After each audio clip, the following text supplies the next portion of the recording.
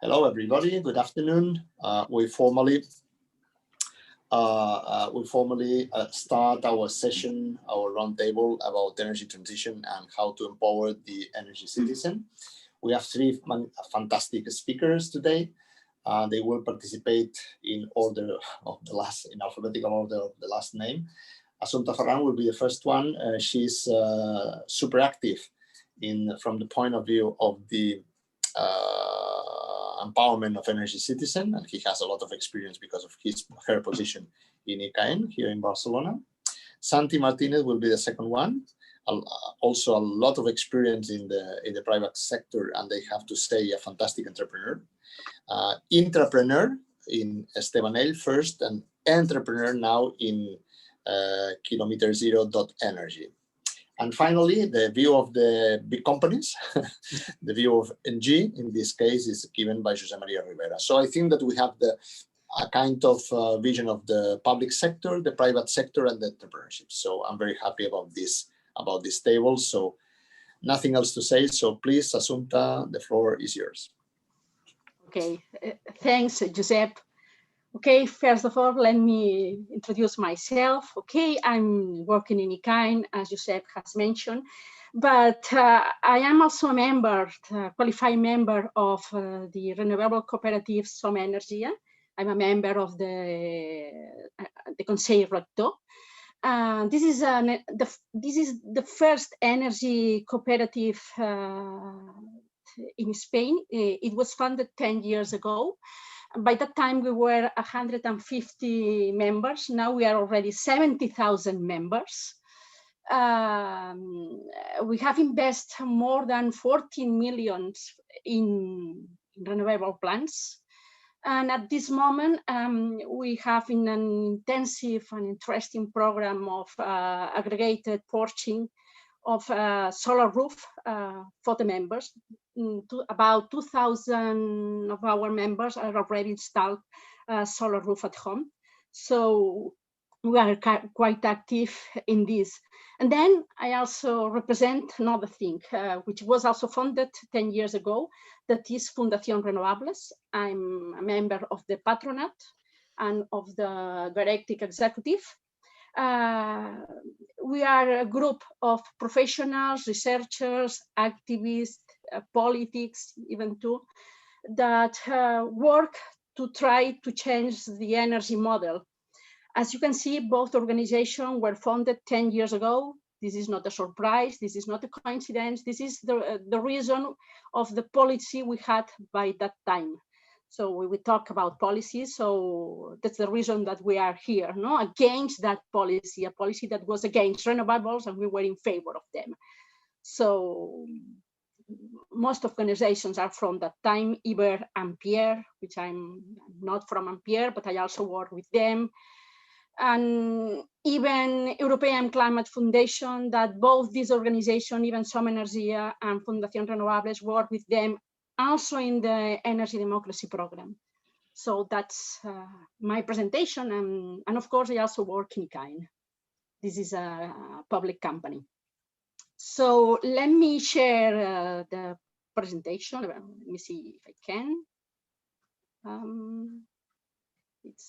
I can see it in energy PowerPoint. Can you see it? Yes, I think yes. It's here. Time for audience, not yet time for audience. Wait a moment, please. It's the beginning, it's here. Okay. So the subject, energy transition and empowering energy cities. I will try to explain my thoughts in 4 keys to understand what I think it's the energy transition to the energy democracy. Okay, so the first thing we need to consider is that I think there is no doubt that at this moment, everybody, even the oil and gas companies, are working for the transition to leave behind fossil fuels in favor of renewable sources. The question, so, is not about renewables at this moment. 10 years ago it was, but it's not now, and it's not anymore. The question now is about what kind of model do we want to develop around renewables. because the energy transition can also be a transition to a different way of organizing the society and economy. So do we want a centralized or a distributed and democratic system? So we have to deal with both an energy and social transition. So I will try to explain in my these four keys, what I think it is. The first one will be technology. The second one will be policy and legislation. We will see this is very important. And technology, why technology? Because it tells us what we can do and what we cannot do. Policy, why it's important policy? Because it tells us what we shall do. Even doesn't matter if we can do it, but probably policy decides that we cannot do this. Even technology allows us. Then we have consumer behavior, very important too, what we will decide to do. And then the least, but probably the most important in order to develop all of this is the distribution grid. Assumpta, yes? sorry, Assumpta. I don't know you're scrolling down, but we are still in the first page. Yes. I'm just introducing the 4 points. My 4 thoughts. Sorry, Assumpta. So sorry. yes, Santi. So let me start with the first one, technology. Technology is a revolution. We are living 2 revolutions, in fact, in the energy sector. The first one is the one that we will live during this decade. I call it the revolution before the meter.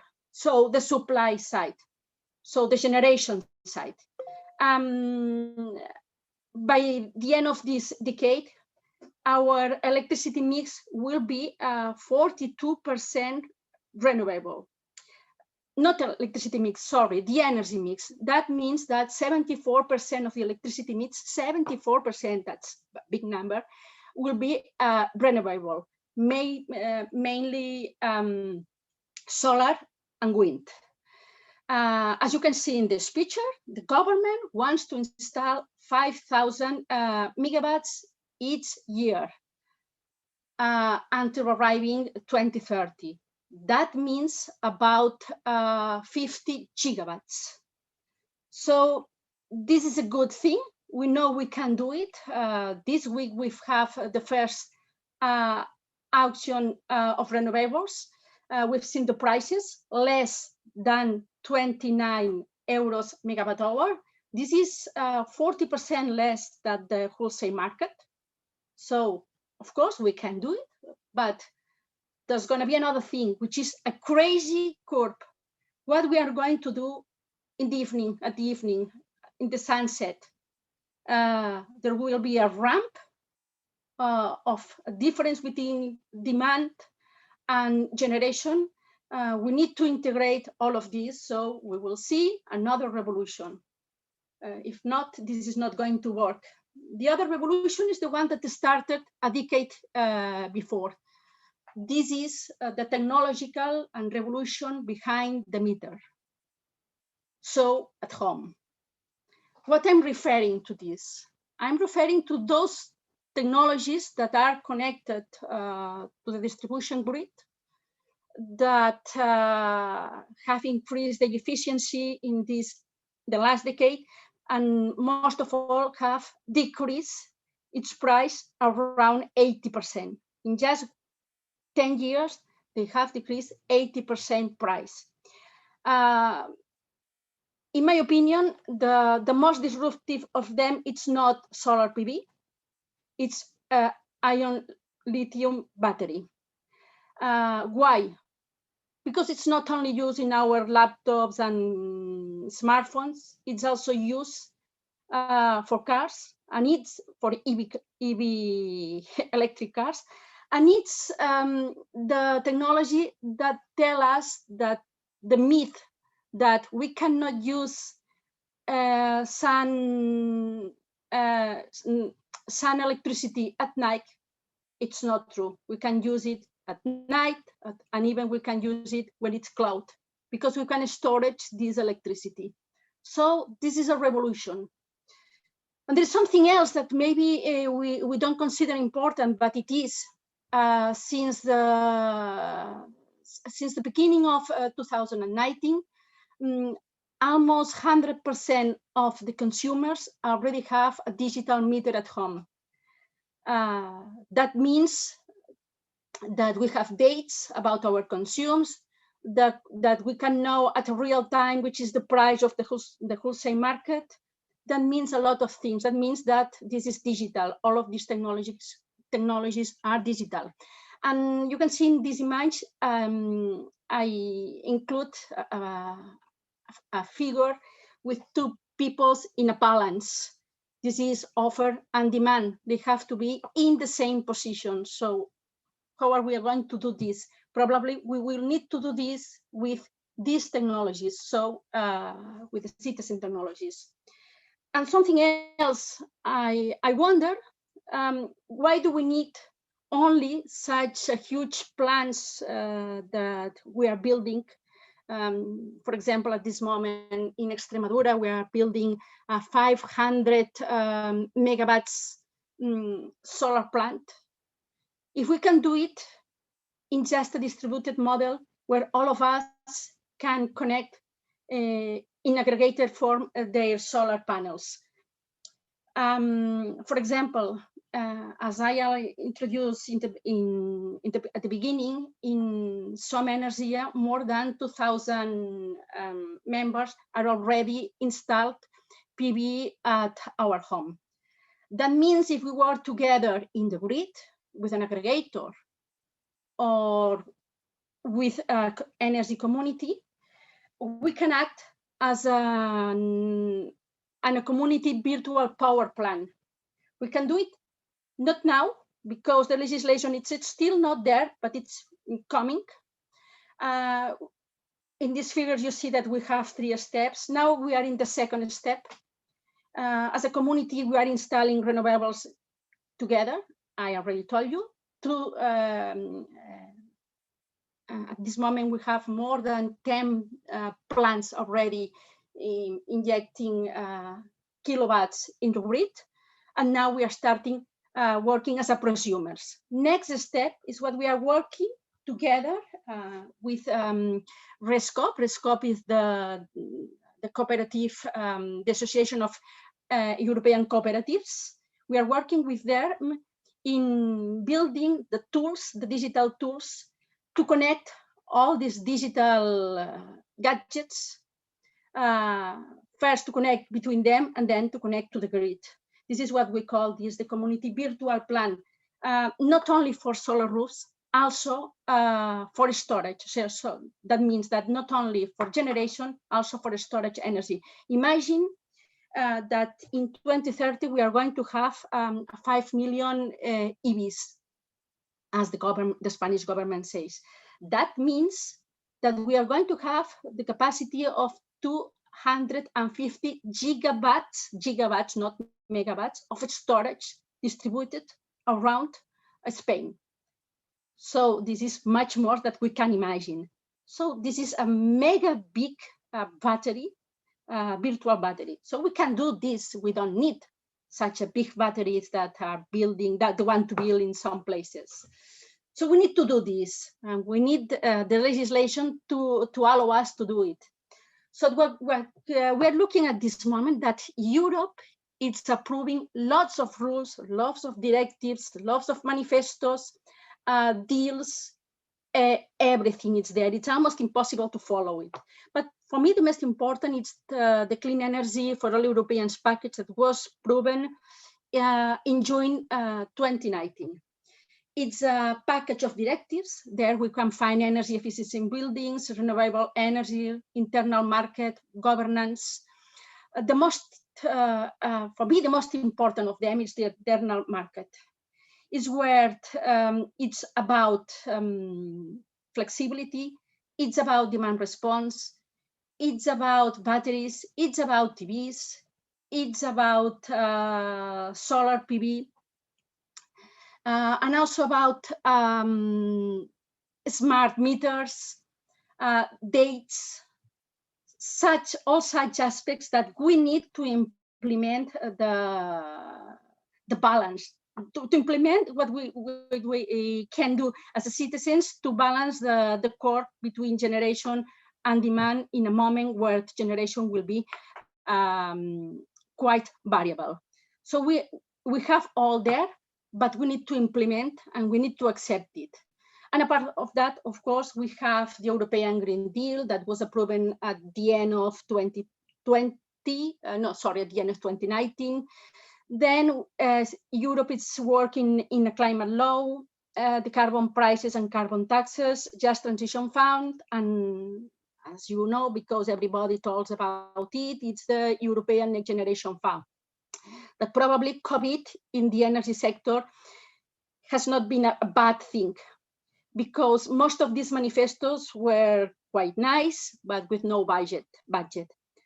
Now the Commission has said that energy transition is one of the main proposals, so probably things are going to be in this direction.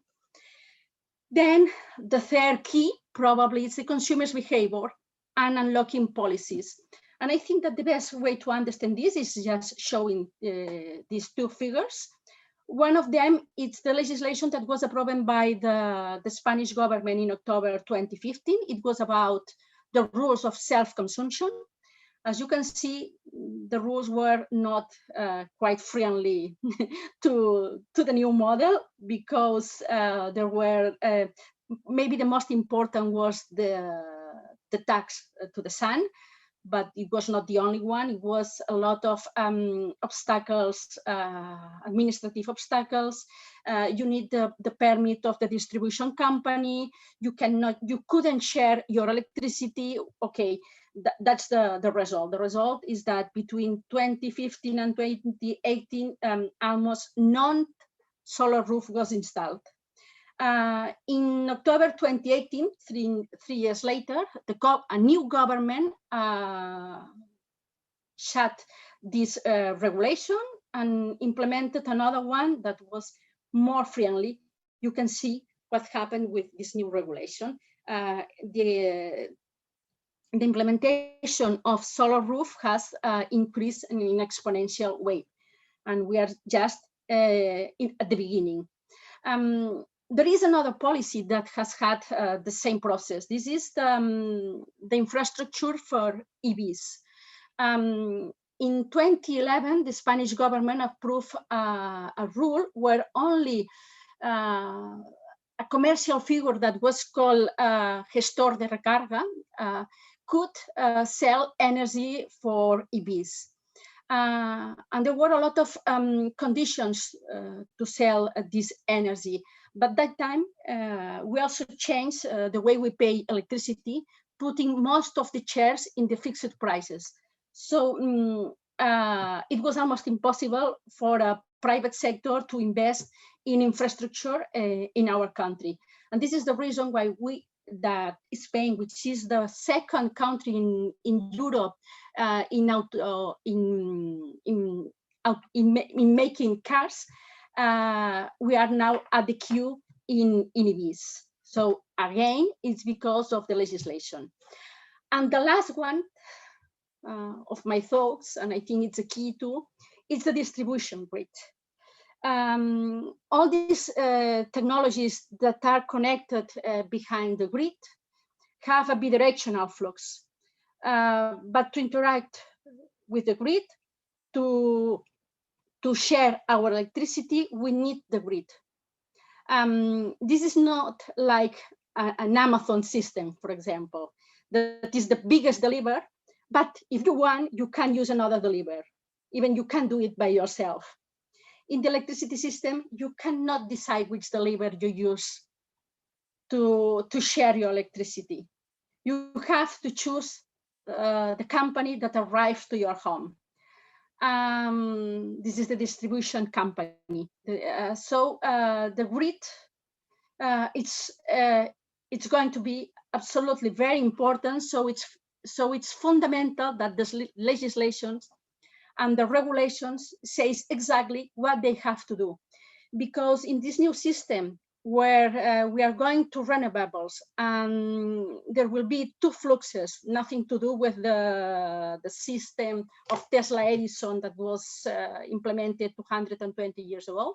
In this system, we will need the grid, the distribution grid, to be digital, and not only digital, if not.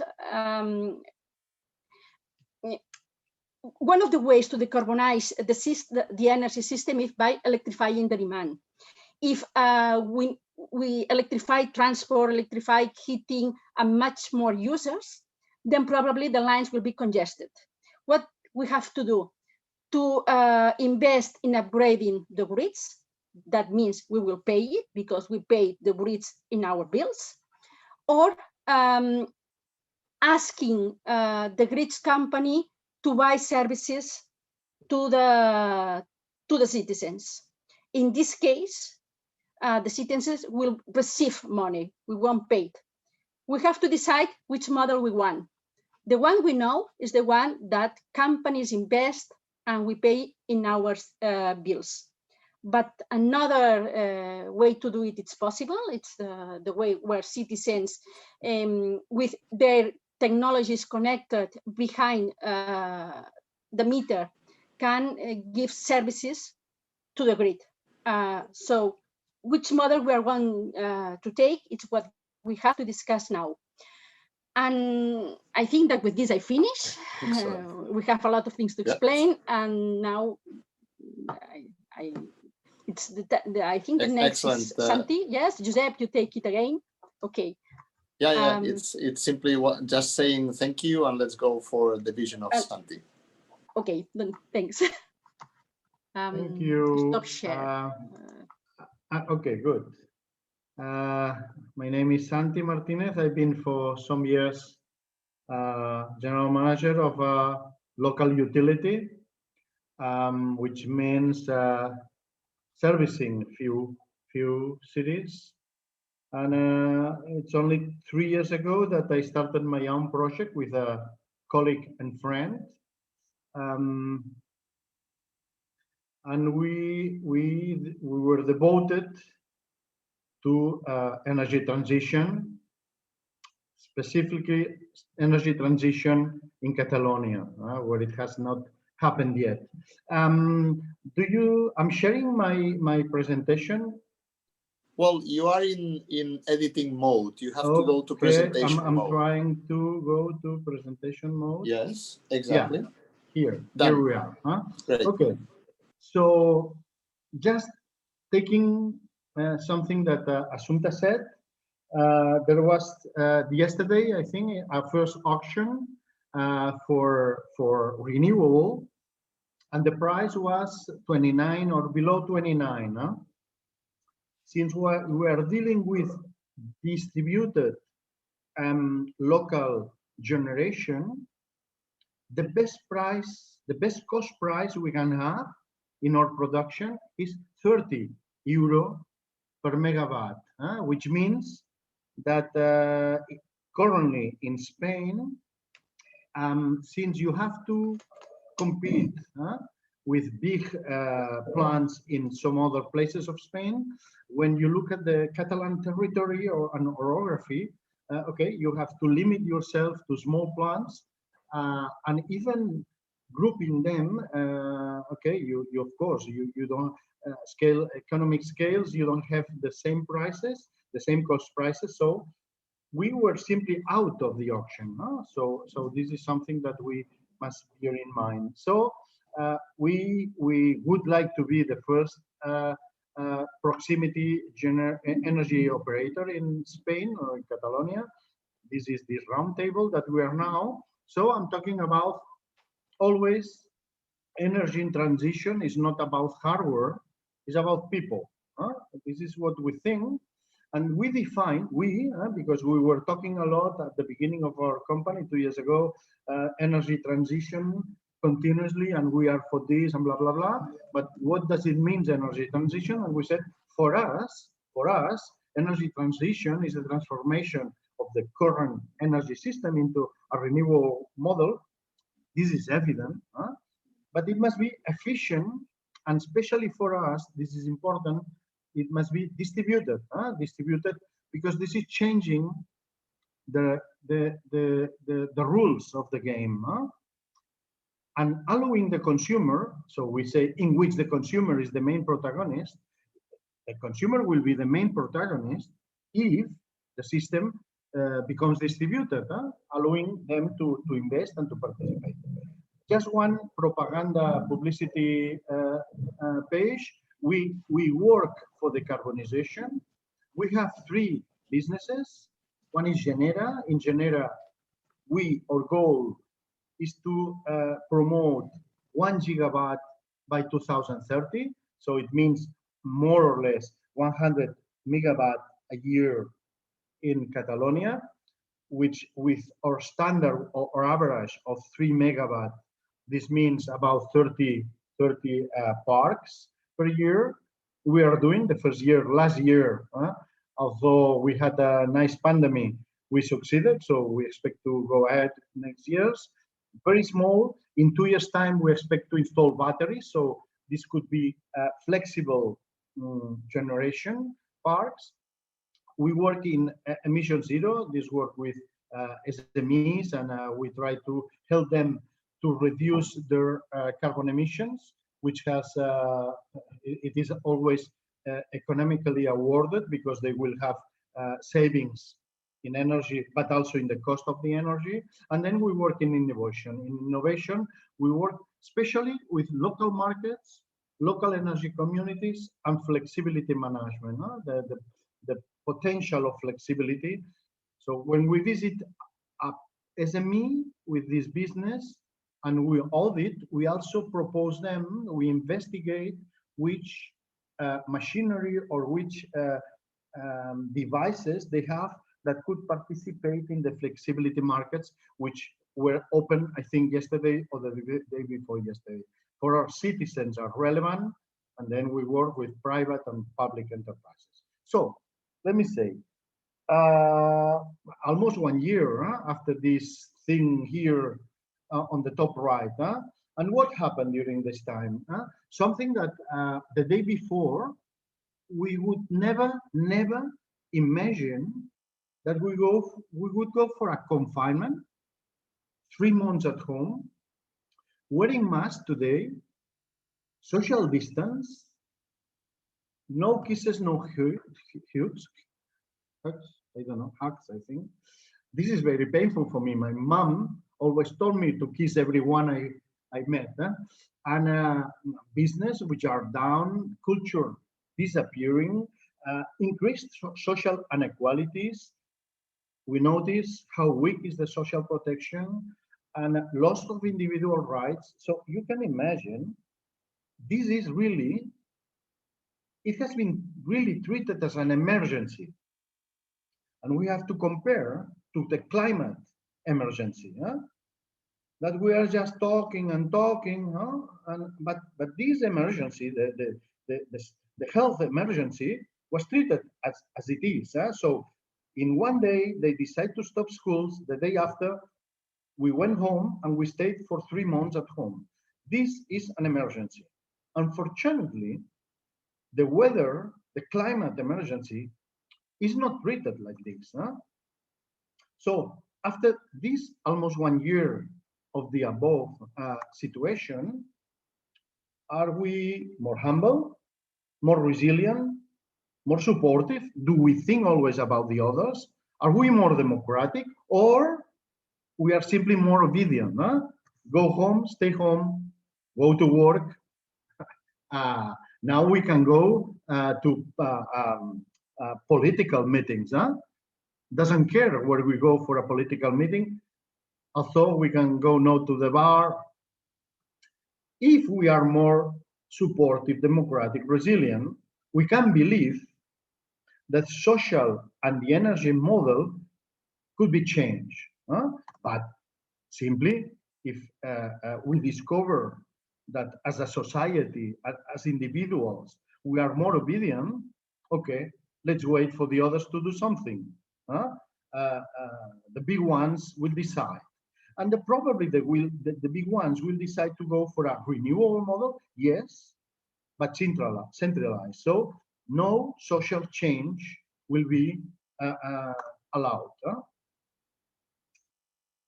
2015, 2015. The Pope made a paper about climate. G7 decide that in 2100 no fossil fuels will be used. COP21, many things happened in 2015. How is possible that the only one which has been impacted was the Sustainable Development Goals, who had a good marketing campaign? Nowadays, I can tell you that if you talk with management of companies, everybody, no, most of the people has the SDG in their mouth. So yes, because we would like to improve and follow and reach the SDG goals. Most of them, they use this symbol. You see the president of government, many ministers using this. Oh, come on. It has the first time that someone thought that having a good image was a good communication, because the next one was here. We are so thank you. So, I mean, grateful to Greta, which made the climate a conversation while having lunch at home. Young people took the lead. Okay, it was time. It was time. It was always a mistake to say, yes, we must do something having our grandsons in mind. We have to take care of the future for our sons. And it's fake. We have to take care for us. Because in 2028, the scientists, they say that the 1.5 degrees will be reached, which means that we are in a no way back. So it's impossible that we delay our decisions. So suppose that we don't want to take the risk that the water reaches the level, the maximum level, and pours out. The human mentality understands properly arithmetic, how we say, curves. So we have an empty glass, one drop of water, 1 minute later, one drop of water, 1 minute later, one more drop. So of course, we see that when the glass is at the half, we say, okay, I'm a lazy guy. I know the time for reaching the half, so I still have the same time before the water will be pouring outside, and then I have to do something. Unfortunately, the evolution of the weather, climate change, it's geometrical. So 1 drop, 1 minute later, 2 drops, 1 minute later, 4 drops. So when it is half, the next minute it will be full, and we are not able to understand which is the speed of everything. So it's time for action. I think we agree. And comparing again both emergencies, we need a vaccine and new attitudes to get rid of the pandemic. Without new attitudes, only the vaccine will be a slow solution. We need new citizenry attitudes to stop the global warming. I mean, it's not about installing PVCs, yes, of course, but also we need to change our attitudes. And not only, because now they say about the pandemic, they say that until we reach the 75% vaccine, people, there's no security. If we don't reach 80% of the citizens' attitudes in behalf of stopping the global warming, things will be very difficult. So, summer, doing nothing is an option, but unfortunately, it has consequences. Any action is relevant, so no small actions are to be forgotten. one PV cells in a roof, if one PV cell in a roof is better than nothing, and we cannot expect others to be more active than we are.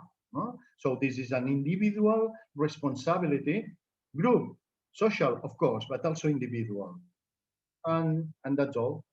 Yeah, that's all. Thank you for your attention. No, thanks a lot. Perhaps we will do the clapping at the end. I think that now it's good to have the other positioning. Let me speech. say that it's a pity that we don't see the faces of the people attending. Huh? Yeah. This is something that, of course, we should do it in a kind of Harvard style lecture room, but well, this is still more complicated. We're going to install one in UPC, but I think it's not fully available yet. Well, in any case, I think it is now a good time for the third expert, Josep-Maria Ribera, and then of course we will aggregate all the questions. The very important part of the roundtable is debating about the questions at the end. So Josep-Maria. Okay, many thanks, Josep. So I will share the screen. Perhaps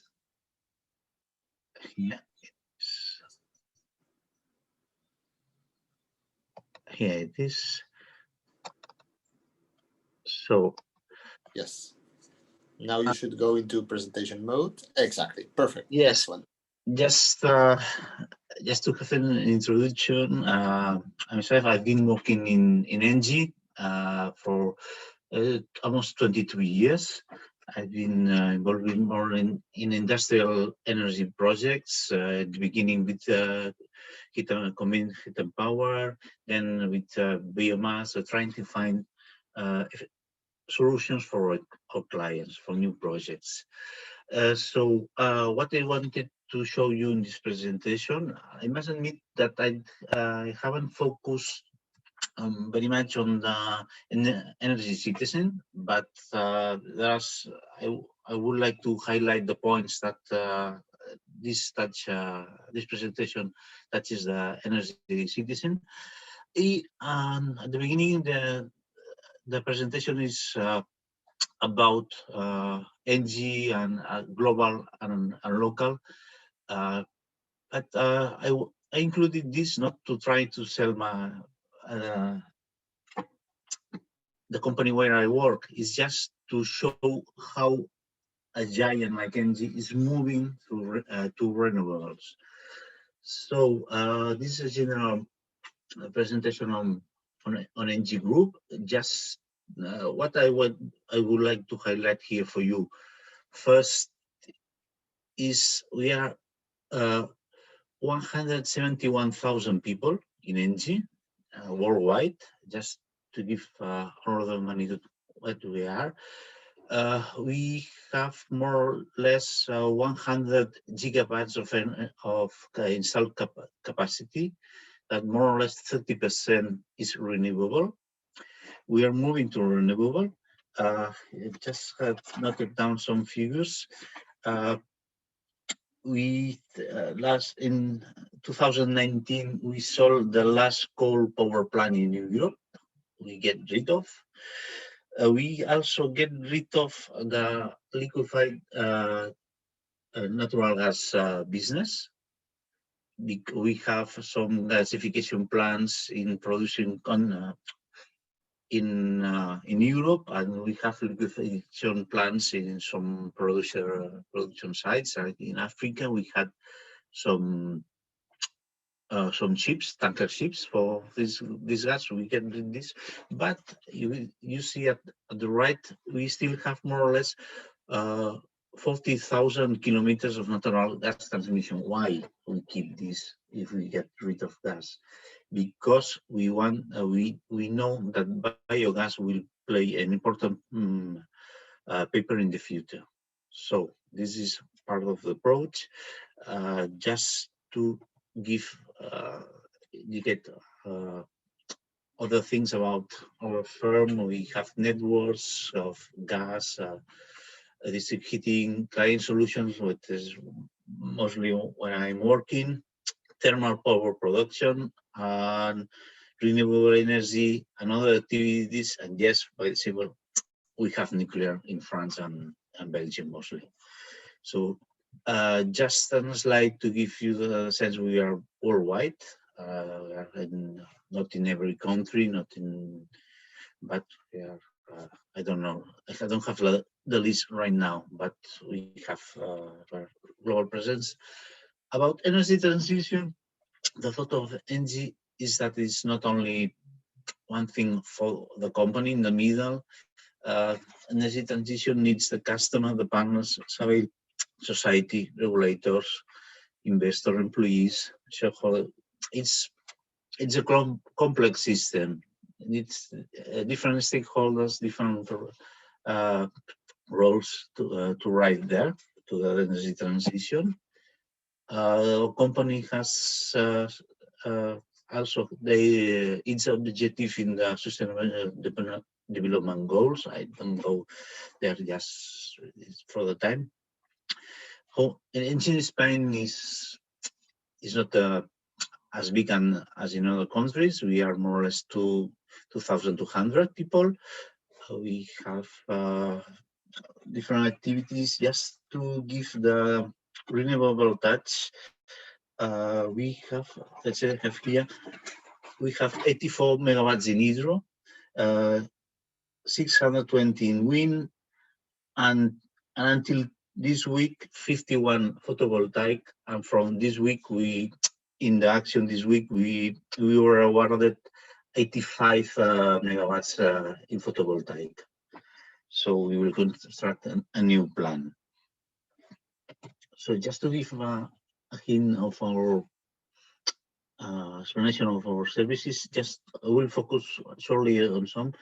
We have energy generation, I explained it, energy supply, we commercialize, but we don't sell energy directly to the final customer, to the home or flat. We are focused on industries. We have on the side, we are energy services company and ISCO, but our model is to invest and on the side of a client, mostly big tertiary or industrial, produce energy and then sell the energy with a meter. Not we don't use the savings mode that they use some companies. Both models are valid, but we go to this one. And some we also design and construct some plans. We have some activity in the mobility sector with mostly electrical. And I would just to focus here, I just explained it here. We have hydraulic, wind, solar, and cogeneration. We have two natural gas plants. We have one combined cycle in Cartagena, another one in Teruel. Some decentralized photovoltaic, not in the decentralized, not in the sense of for the homes. It's just for our industrial clients. We're proposing them small photovoltaic plants. And here is what one point I want to focus regarding the energy citizen. We have two energy district heating and cooling networks in Spain, one in Barcelona and another in Zaragoza, and we are starting a project of a new one in Pamplona. The one in Pamplona will be with biomass, and we sell and then it's to the residential sector. There's a neighborhood known as La Chantrea.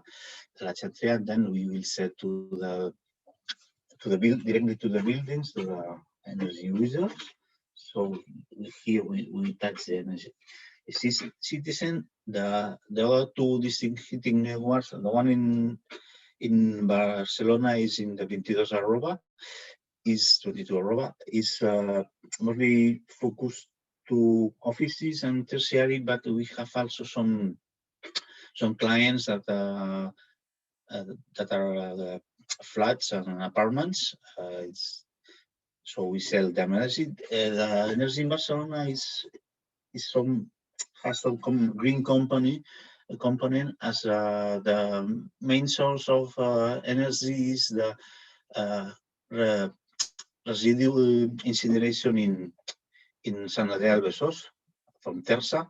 We have a steam pipe from the plant that provide us heat for to sell heating to the clients and to produce cool with absorption chillers. So in this part we go to Citizen. Then we said we have the energy services for, as explained it, energy solutions on site of our clients, just biomass, gasification, and so on. Some sustainable mobility, and then just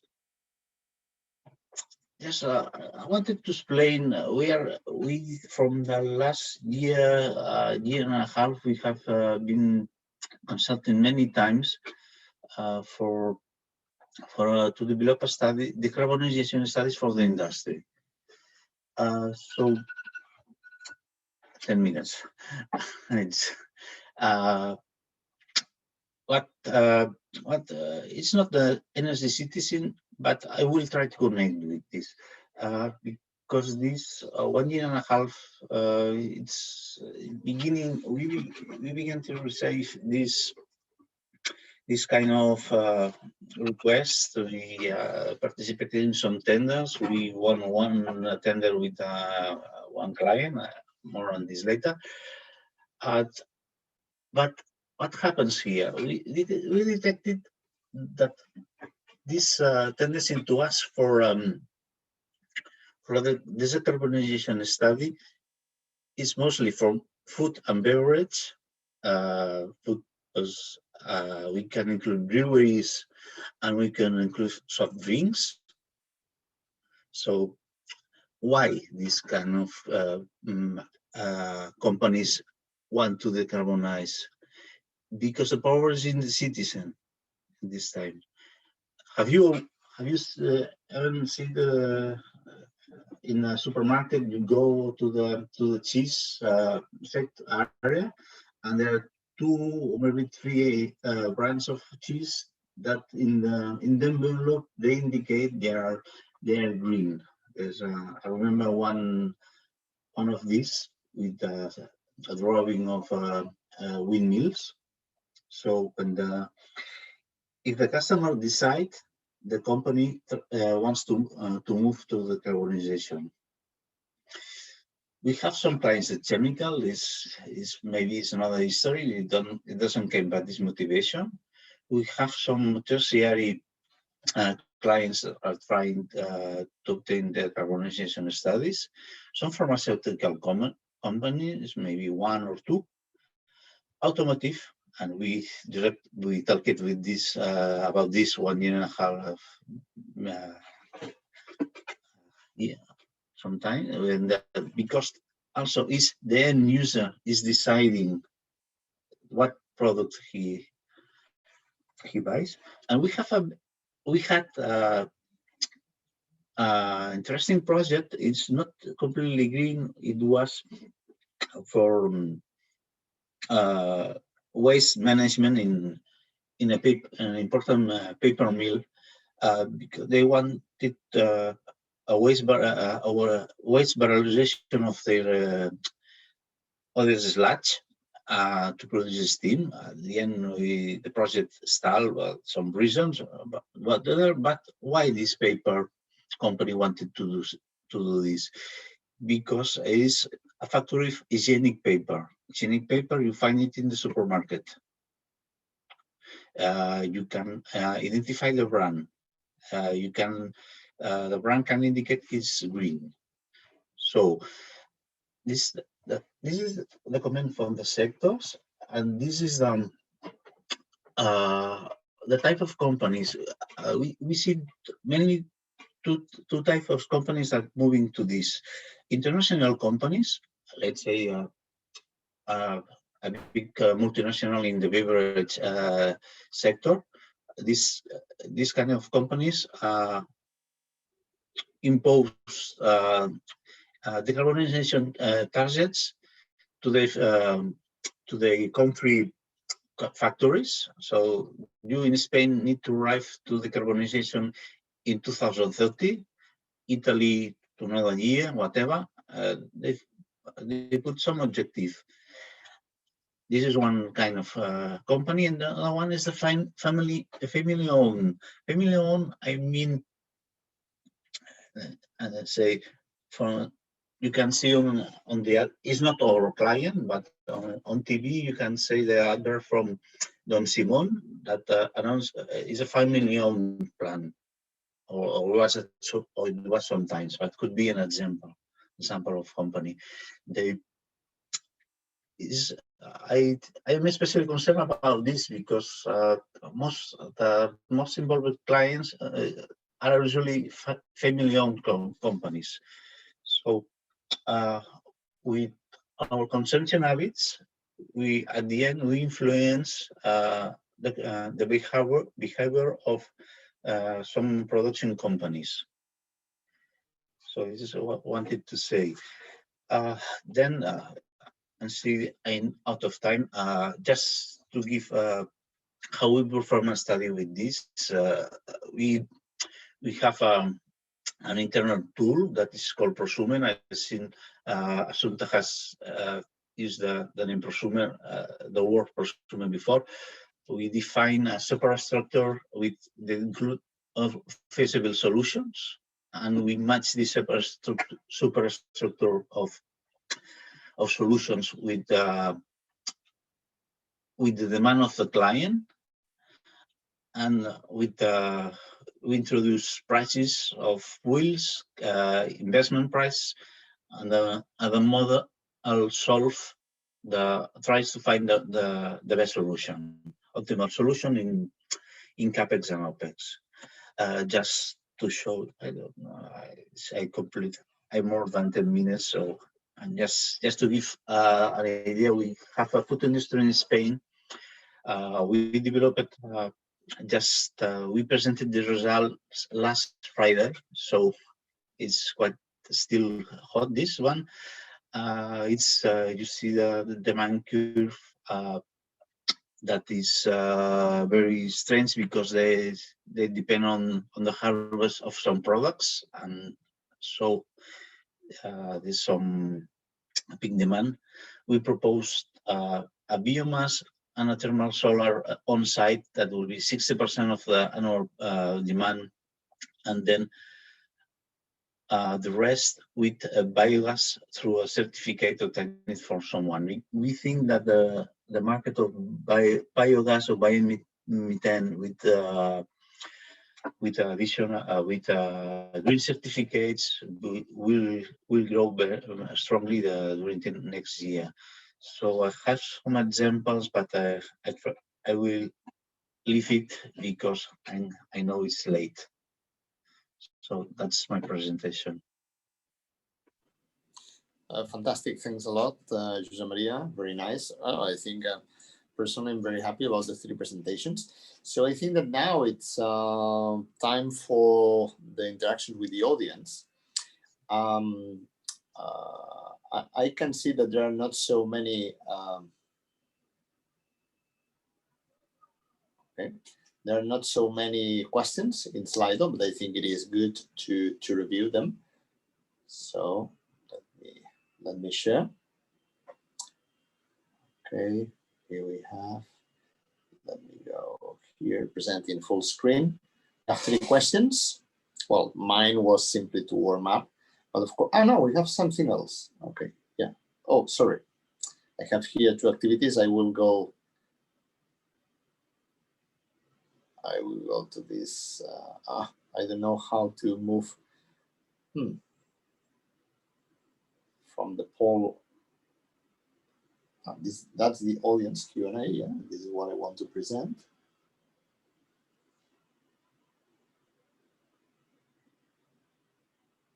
It's curious. Yeah, now I know. Here we are showing the 4 questions. Okay, so I see that if we are fair. I suggest to address to our panelists, the first two of them, no, the first three. They are, let's go to, for some reason, the first one in the ranking by Slido is, will peer-to-peer energy trading play a significant role in the coming years? Any of you can contribute? Yes, if no one else. But please, Assumpta and Josep-Maria, help me. Don't let me alone. Yeah. Don't worry. I'll do it. Yes, of course. I mean, the social change means that the citizen is, as the community, the European community is asking for, in the center of the system. When the citizen is in the center of the system, which means generating, trading, consuming, accumulating, blah, blah, blah, blah, blah, we need peer-to-peer. And we need peer-to-peer, and I give the floor to Assumpta. We need blockchain, huh? And we have been talking many times about the need of secure systems for this kind of peer-to-peer trading, where there are already some experiences, but we have to really believe that there's a way for this. Sorry, Assumpta, I'm sure you want to say something about. Yes, I think we cannot wait until blockchain arrives. So we need to do it now, right now. So I think we can share our energy peer-to-peer if we understand that peer-to-peer, for example, means members of the same community by using software tools, and also with the confidence of the I don't know if it's the aggregator or if it's an energy community citizens, but we need to have confidence with the group we are working in it. So I think we will see this during this decade. I don't know exactly when we are starting, because we cannot share our energy, trade with it, manage. If we have those technology that is connected behind the meter, that allows us to do it. And this technology has to have a significant amount of energy. This is the reason that I'm not thinking in a washing machine.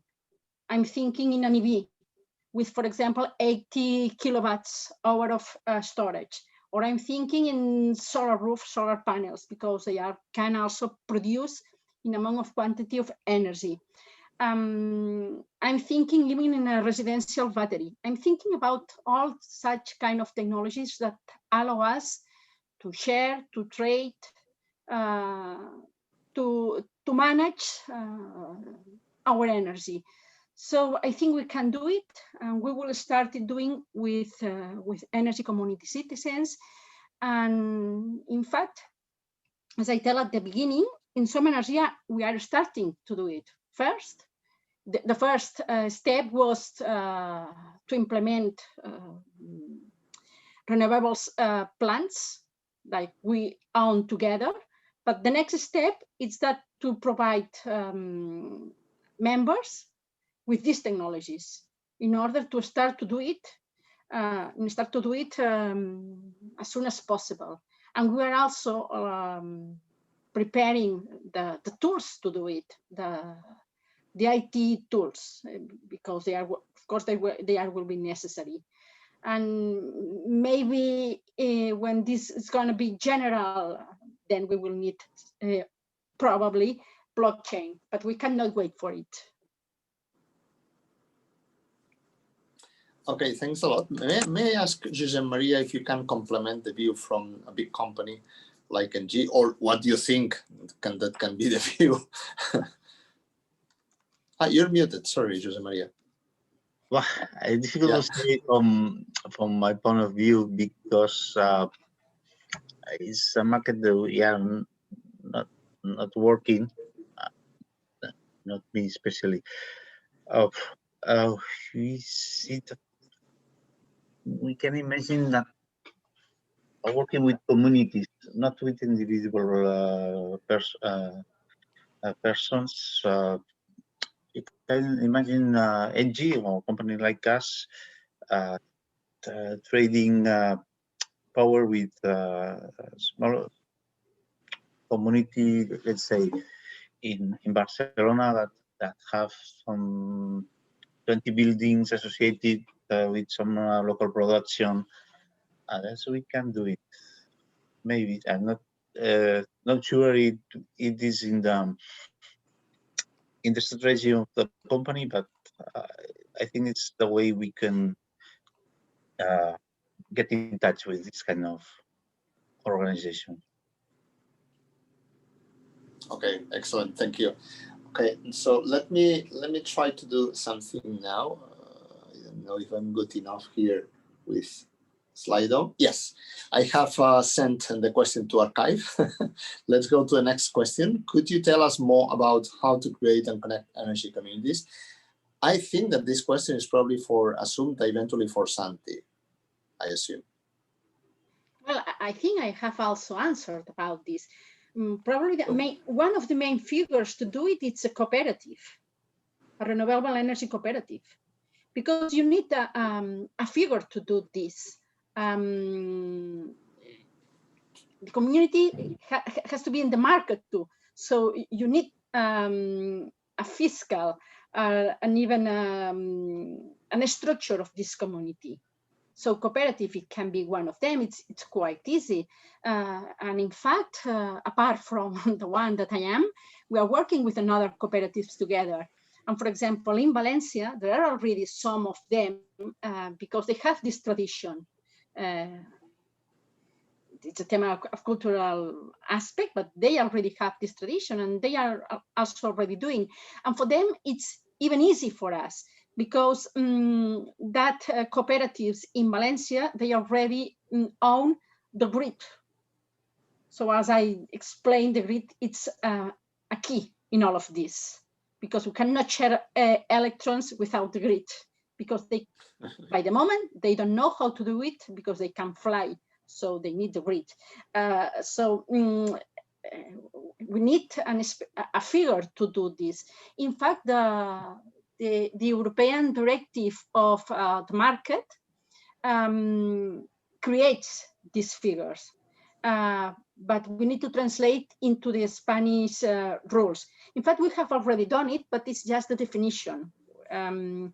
The reglement where all the aspects will be decided, it's still not published. But I'm sure that the cooperative can be one of these communities. So it's a way to start. And we are already doing it, I tell you. Excellent, thank you, thank you.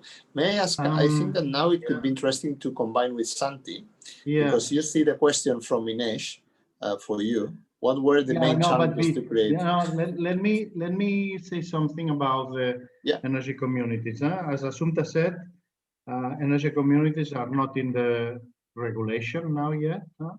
So many people is talking about energy communities.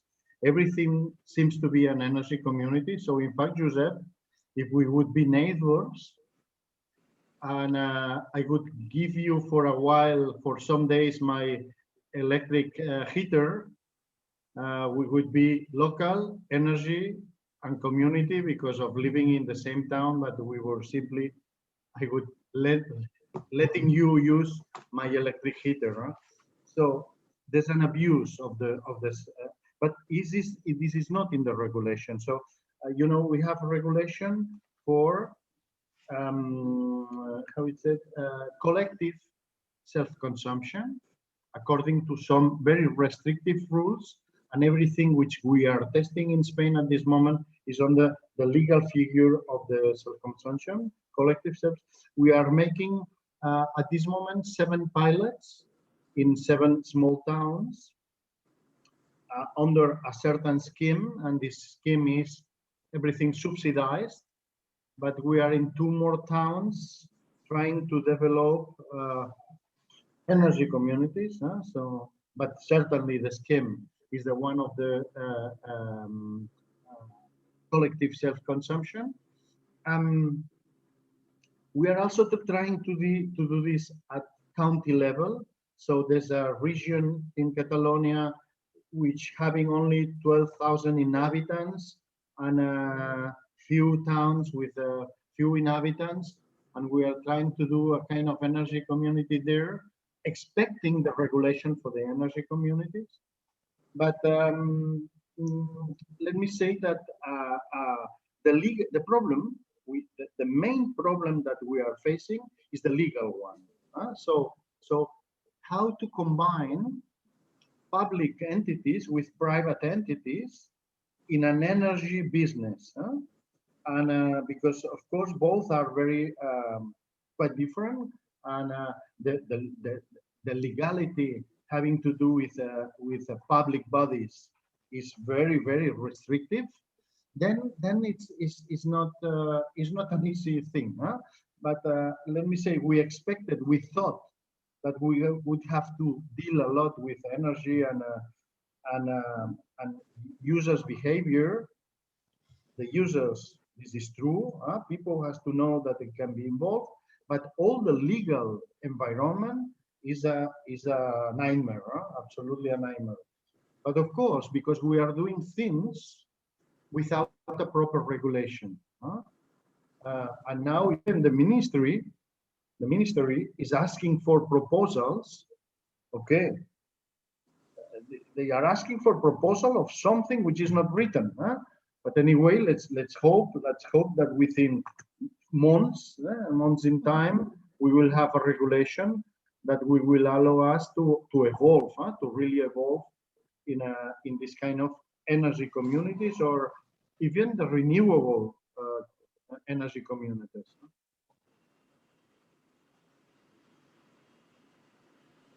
Okay. No, thank you.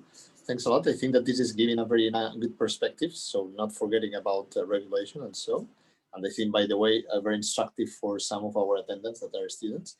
I think that at this point, I can archive this question. So then let me suggest to go for this one for Assumpta, coming from Ines. Yes. So with the rise of lithium-ion batteries, etc. Yeah. I wish we had this problem in Spain. We have not this problem because we have no EVs. So we are at the queue of the uptake of EVs. So we have not this problem. But anyway, it will be a long time until we will have this problem, because the EV batteries will have a second life. In fact, they are already having this second life by storage, by using them as a storage of energy. For example, Nissan, Volkswagen, Tesla, they are recycling, reusing, in fact, their batteries in battery homes. So this is already happened. Imagine that, for example, an EV battery, it's, well, the first EV batteries were lower than this, but now they are about 50 kilowatts hour each. The degradation, it's about 3% at 5 years, more or less. So that means that at the end of the EV, the battery will be about 40 kilowatts hour. This is much more of the energy we storage at home at this moment, with battery packs that are around 12 kilowatt hours. So we will use it at home. It can also be used aggregating these all batteries in a big battery as a stationary battery to put next to a solar plant, for example. So it's not going to be really a waste until a long time. And then what we are going to do to recycle it? Well, I think that Europe is already working a lot in this. Also, it's regulating how it has to be made, the battery, in order to be sustainable. I think this is it's the first thing that we think about how to recycle lithium-ion batteries, because we all of us are using them in a lot of devices at home. and in the smart mobile phone, at the laptops, in headphones, everywhere there are at this moment lithium-ion batteries at home, and no one is asking how to recycle it. So I think that DEV gave us just the chance to do it. So I think it's just the opposite. It's not a problem, it's the solution, DEV. But at this moment, Spain doesn't have this problem. I wish we have it, but we don't have it. Okay. No, that's super interesting. Thank you. Ines is confirming. She's appreciating your answer, Assumpta. May I ask Josep-Maria, perhaps, if you have, perhaps not in Spain, but perhaps in other countries, and do you know if it may open such a line of Second Life, or this is not in the plans of NG? I'm just curious. Second Life for the batteries. Yeah. I don't know the specific. I know that we are in some recycling business for inside energy projects, but not on this one. No, I had no answer. Sorry. Okay.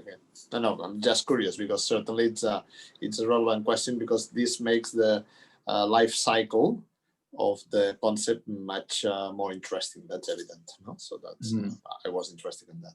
So then now at this point, let me archive this question. Let's go for this one for Santi. Very interesting question. Yes. Super great question. Not having to do with energy. Yeah, I think that I'm in a group of people within the community for coaching students, because this is something I like. Create a company, or to create or to put your ideas into a business. Let me say, I've never ever in my life been an entrepreneur. All my life I've been working for others and getting a salary at the end of the month. 3 years ago, more or less, 3 years ago, I was kicked out of a company where I have been working for 8 years. And the first day in the afternoon, I was talking with Assumpta. So it was one of the first persons I was calling and said, "Oh, come on." At this moment, I'm 62, in few days time, 63. So at that time I was 60. I was like, oh my God, what I'm going to do? Thanks to a good friend and colleague, we thought that we could make a new business. He has always been an entrepreneur. So he had never, ever had a salary in his life other than his own businesses. So we were absolutely different. And then, okay, we had the idea, we were sharing the idea, making grow the idea, and the idea was nice, but we needed some money, and okay. It took us about 1 year to be sure that what we had in our minds was reliable, so we could explain others that it was possible. No? We had a PowerPoint. Having only a PowerPoint is a miserable situation, but we had one, and it was not very long. It was few pages, but we thought that everything was there, and we had the luck that someone relied in our PowerPoint, and we could go ahead. So we had finally a financial and technological investor. On February 2019, we created the company and we started. And 2 years later, having had a pandemic and all the pain that you can have, because the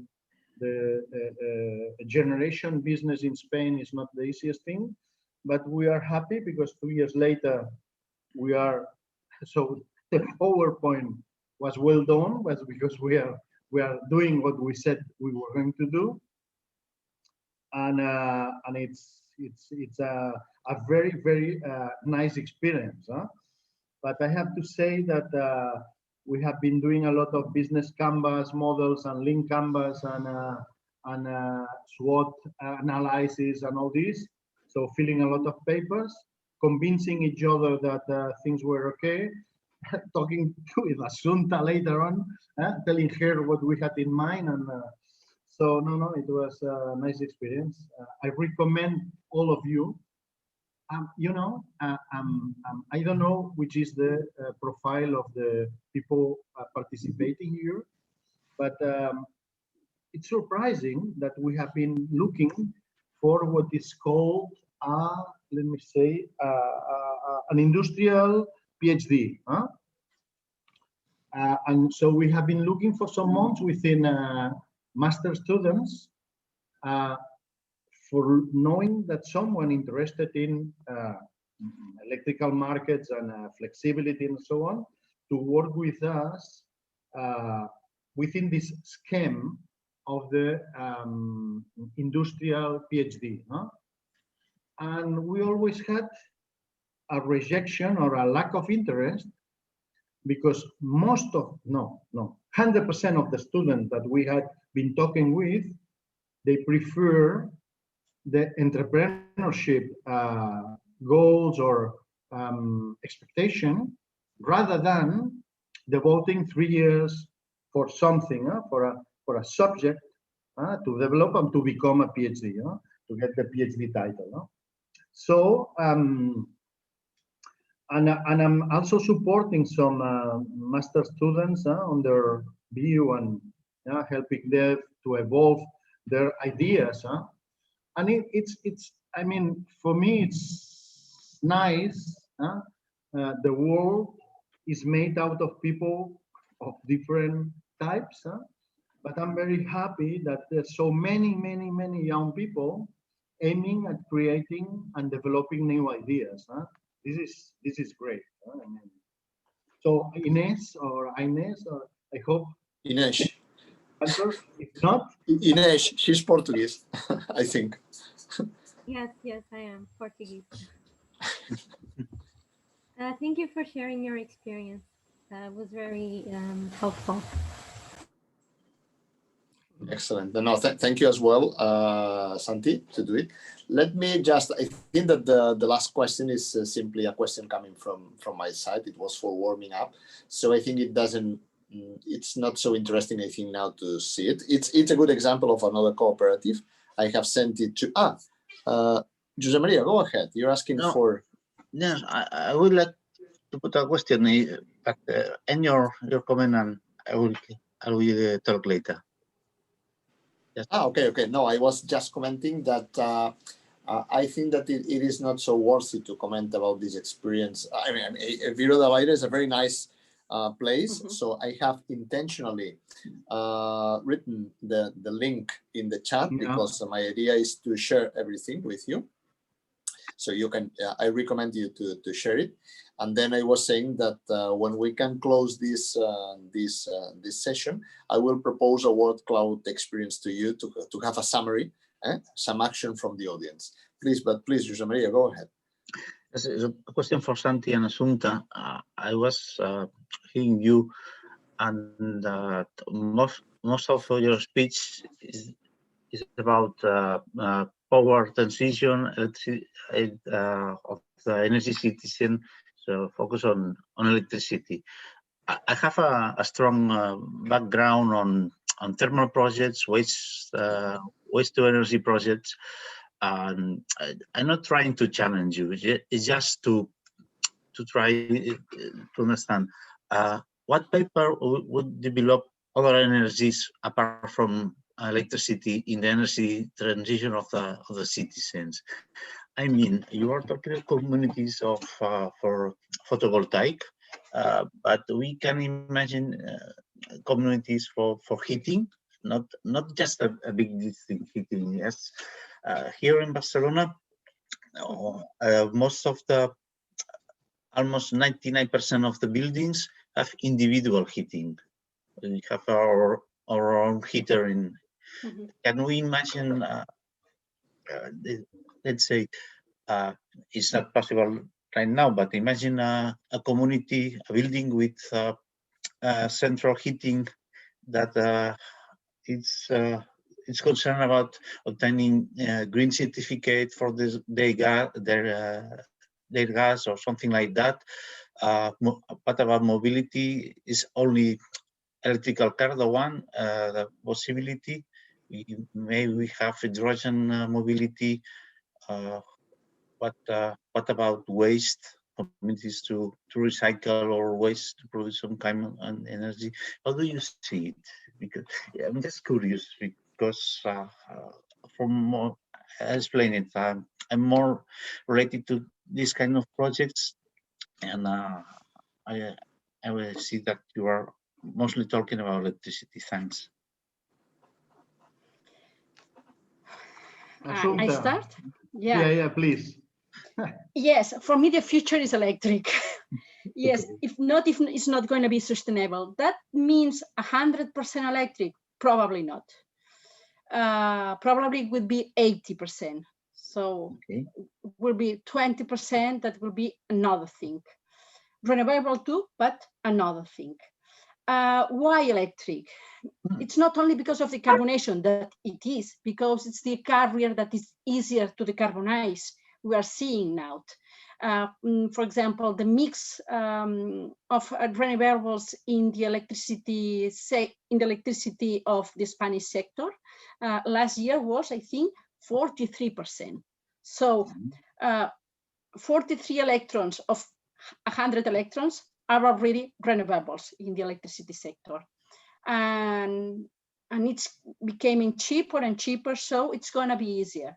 And not only this, it's also because, as I explained, we need to balance the system. And the ones that can balance the systems are the citizens. If we unlock the rights and if we unlock the capabilities of those technologies, allow us. So this is very important. Another thing that electricity is important is because of air quality.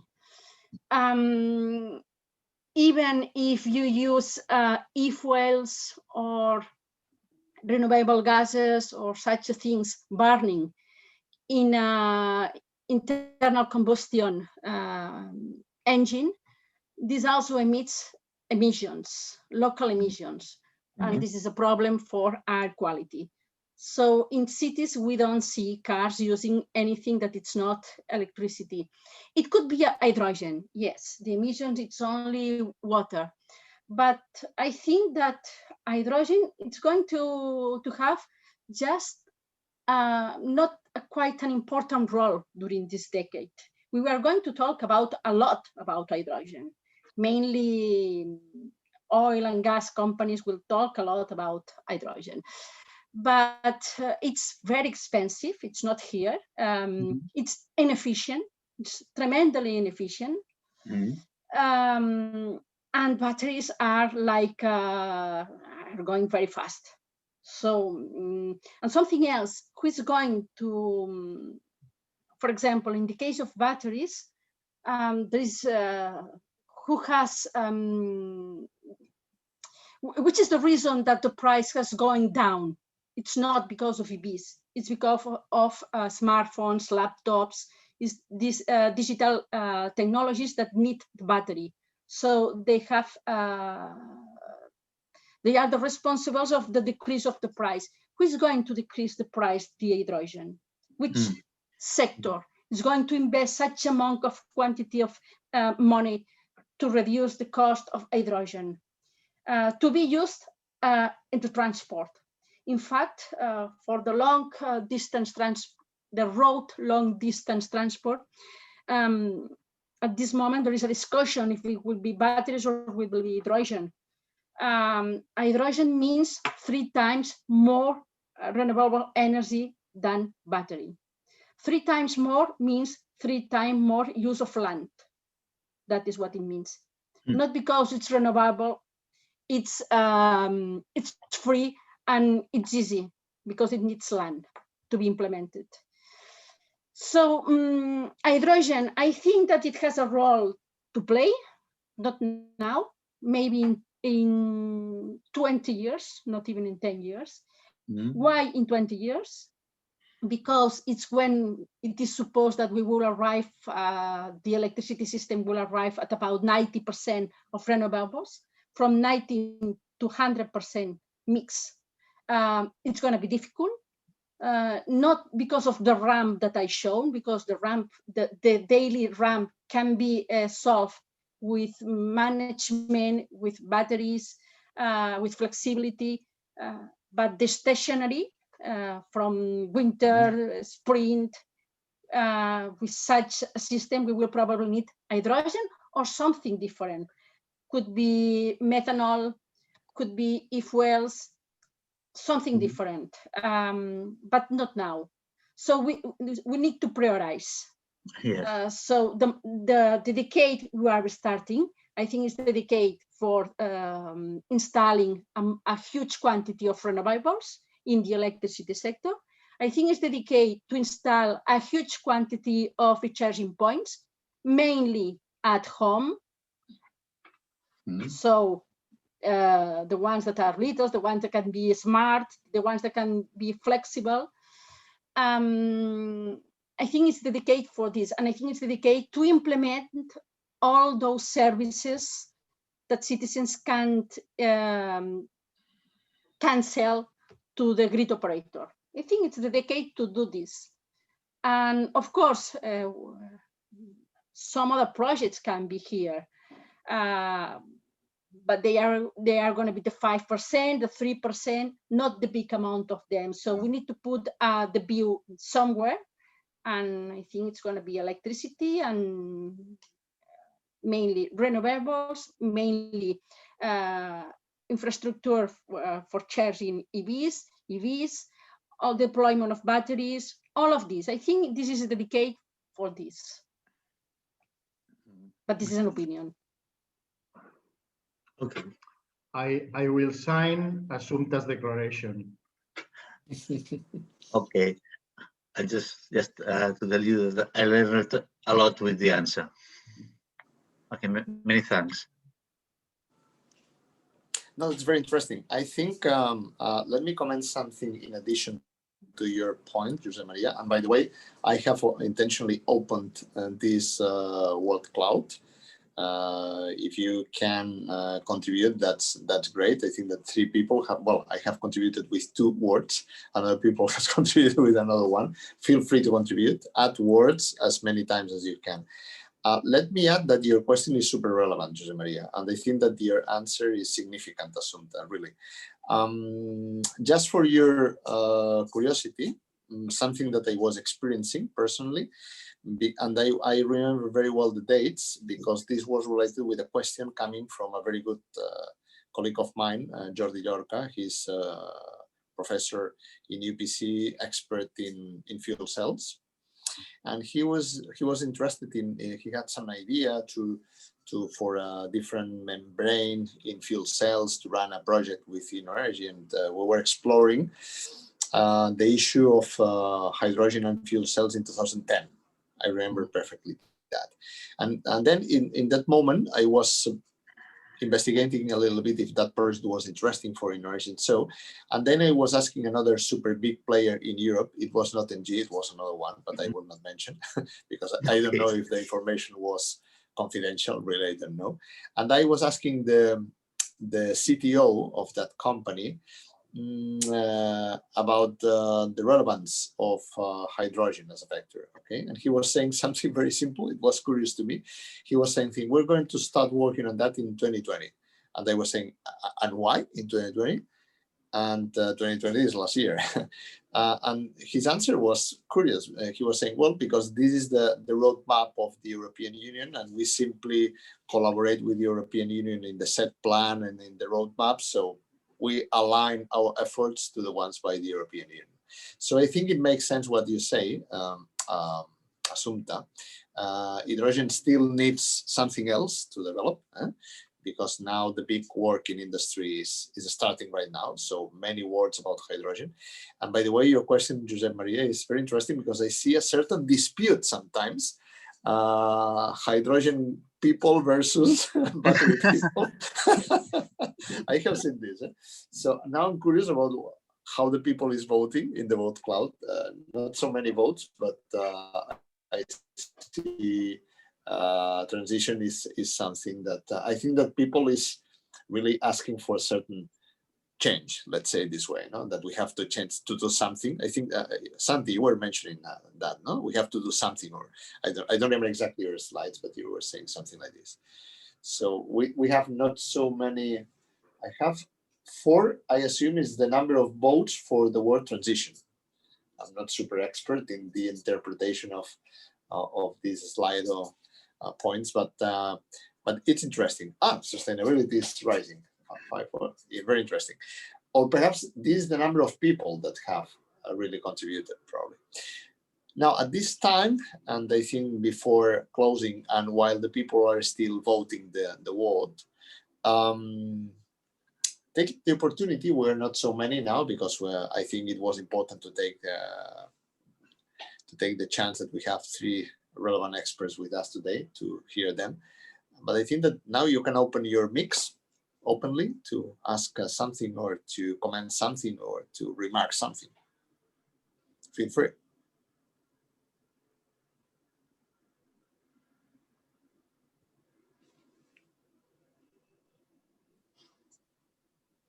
Well, it looks like the digital world is still too digital, right, Santi? People get used to it. So okay, so I think that we can close the session for today.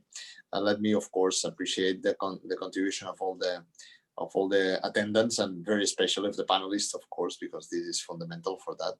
I really appreciate it. And I think it's been excellent. Also, your views that are complementary with nice intersections, which are very good to analyze, and of course your proactivity in answering the questions. So I really appreciate. And I think that now it's really the time for clapping. No, it's I clap digitally and well, using my hands. I don't know the rest of the people. Ines is also saying that. Thank you.